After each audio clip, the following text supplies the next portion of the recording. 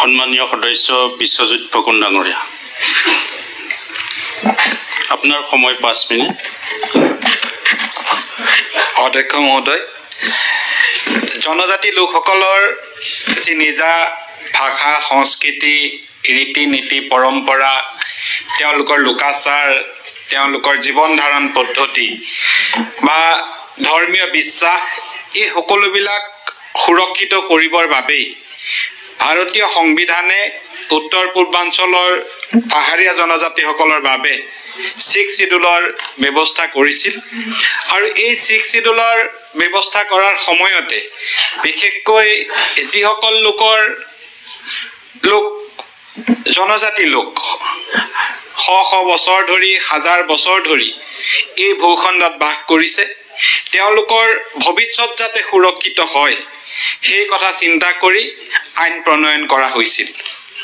আৰু অসমত সেই সময় উত্তৰ কাছাৰ আৰু মিকিৰ পাহাৰক লৈ গোপীনাথ বৰদলৈ ডাঙৰীয়াৰ দূৰদৰ্শী তাৰ ফলস্বৰূপে গঠন হোৱা 6 শিডিউলৰ স্বায়ত্তশাসিত জিলাসমূহে সেই অঞ্চলৰ ৰাইজৰ আশা আকাংক্ষা প্ৰতিনিধিত্ব কৰিবৰ বাবে বিগত প্ৰায় 70 বছৰ সময় প্ৰচেষ্টা চলাই আহিছে। আজি আমি 6 শিডিউল এৰিয়াৰ যেতিয়া অৰ্থ, সামাজিক আৰু সামগ্ৰিক বিকাশৰ কথা আলোচনা কৰিম, এই কথা আলোচনা কৰিবৰ সময়ত আজি যি বিকাশ হৈছে আৰু পূৰ্বতে যি পৰিৱেশ আছিল সেই পৰিৱেশৰ কিছু তুলনা কৰাৰো প্ৰয়োজন আছে। এটা সময় আছিল যে ডিমা হাছাওৰ দৰে অঞ্চলত, কাৰ্বি আংলঙৰ দৰে অঞ্চলত বা 6 শিডিউলৰ পৰৱৰ্তী সময়ত অন্তৰ্গত হোৱা BTC অঞ্চলত আইন শৃংখলাজনিত পৰিস্থিতি ইমানেই ভয়ানক আছিল যে এই অঞ্চলৰ উন্নয়ন, এই অঞ্চলৰ বাটপথ, এই অঞ্চলৰ শিক্ষা, এই অঞ্চলৰ অৰ্থনীতি, এইবিলাক কথা আলোচনা কৰাৰ কোনো অৱকাশেই নাছিল। ডিমা হাছাওৰ অৱস্থা এটা সময়ত এনেকুৱা আছিল যে বাকী লোকৰ কথাটো বাদেই, কংগ্ৰেছৰ দিনত বিধায়ক বা সেই সময়ত সেই অঞ্চলৰ ৰাজনৈতিক নেতাসকলৰ জীৱন আৰু সম্পত্তিৰো সুৰক্ষা নাছিল। ঠিক তেনেকৈ কাৰ্বি আংলং আৰু বড়োলেণ্ড এৰিয়াটো বিভিন্ন সময়ত বন্দুকৰ যি জনজননী হৈছিল, এই জনজননীয়ে আমাৰ অঞ্চলটোৰ উন্নয়ন স্থবিৰ কৰি তুলিছিল। আৰু আজি উন্নয়নৰ প্ৰসংগ যেতিয়া আলোচনা কৰিবলৈ ওলাইছো, আমি দেখিছো যে 6 শিডিউল এৰিয়াত আজি আমি বিধানসভা অনুষ্ঠিত কৰিছো।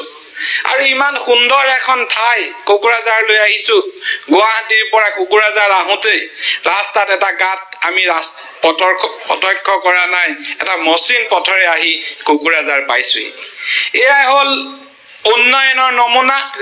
আজি ৰাজ্যপাল ডাঙৰীয়াৰ ভাষণত তেখেতে উল্লেখ কৰিছে যে 6 শিডিউল এৰিয়াত গুডউইল মিছনত প্ৰায় 600 কিলোমিটাৰতকৈ অধিক ৰাস্তা পকীকৰণ হৈছে। মুখ্যমন্ত্ৰী মহোদয়ৰ নৱীকৰণ আঁচনিত 400 কিলোমিটাৰতকৈ অধিক ৰাস্তা পকীকৰণ হৈছে। সামগ্ৰিকভাৱে শিক্ষা, ৰাস্তা ঘাট, চিকিৎসা প্ৰত্যেকটো দিশতে কাৰ্বি আংলং, ডিমা হাছাও আৰু বড়োলেণ্ড এৰিয়াত উন্নয়ন হৈছে। আজি উন্নয়নৰ যি ধাৰা, এই ধাৰা এনেদৰে প্ৰবাহিত হৈছে যে আগতে আমি যি সন্দেহ কৰিছিলো যে জনজাতি লোকসকল য'ত বাস কৰে সেই অঞ্চলবিলাকত উন্নয়ন নহ'ব, জনজাতি লোকসকল য'ত বাস কৰে তেওঁলোকৰ ভাষা, সংস্কৃতি, কৃষ্টি, লোকাচাৰ হেৰাই যাব। তাৰ পৰিৱৰ্তে কিন্তু আজি 6 শিডিউল এৰিয়াত জনজাতি লোকসকল ডিমা হাছাওতেই কওক, আজি কাৰ্বি আংলঙতেই কওক বা বড়োলেণ্ডতেই কওক, জনজাতি লোকসকলৰ ভাষা, সংস্কৃতি, কৃষ্টি, লোকাচাৰ, ধৰ্ম সকলোবিলাকে আজি অসমীয়া সংস্কৃতিক সমৃদ্ধ কৰি আগবাঢ়ি গৈছে।